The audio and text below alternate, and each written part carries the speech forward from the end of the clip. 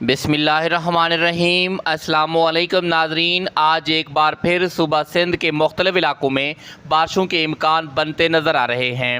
آج کس ٹائم تک بارش کا سلسلہ شروع ہونے کی توقع ہے اور صوبہ سندھ کے کون کون سے علاقے آج کے دوران بارشوں کی زد میں آ سکتے ہیں اور کتنی بارشیں ریکارڈ ہونے کا خدشہ ہے؟ آج کے دوران صوبہ سندھ کے بڑے شہر کراچی اور حیدرآباد میں بارش کے کتنے فیصد امکانات ہیں؟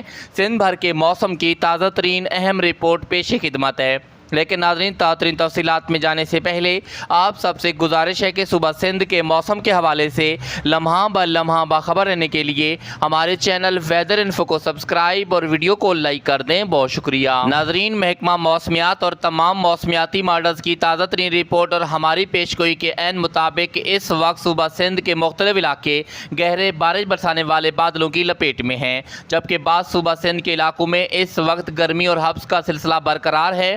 گزشتہ رات سے لے کر آج صبح کے دوران صوبہ سندھ کے مختلف علاقوں میں بارش کا سلسلہ بھی جاری رہا۔ بارش کی مقدار آج صبح کے دوران کہیں ہلکی تو کہیں ہلکی سے درمیانی ریکارڈ ہوئی۔ مزید چند ٹائم بعد صوبہ سندھ کے زیادہ علاقوں میں بارشوں کا سلسلہ شروع ہونے کی توقع ہے، جن میں خاص طور پر میرپور خاص ڈویژن، حیدرآباد ڈویژن کے مختلف علاقوں سمیت ڈپلو، بدین، ڈگڑی، میرواہ، عمرکوٹ، ٹنڈو محمد خان، مٹیاری، شادات پور، سانگڑ، تھانہ احمد خان، ان علاقوں کے ساتھ ساتھ ناظرین صوبہ سندھ کے دوسرے علاقے نوری آباد، ٹھٹھہ، چوڑ جمالی، جاتی، شاہ بندر، کیٹی بندر، نواب شاہ، بدین، مٹھی اور آس پاس کے علاقوں میں بارش کے امکان موجود ہیں، جبکہ آج شام رات کے دوران مشرقی سندھ، مغربی سندھ اور جنوبی سندھ کے زیادہ علاقوں میں ایک بار پھر گرج چمک کے ساتھ بارشوں کی توقع ہے۔ آج شام رات کے دوران گرج چمک بھی تیز ہو سکتی ہے اور چاندیکا دکا علاقوں میں بجلیاں گرنے کے بھی واقعات رونما ہو سکتے ہیں۔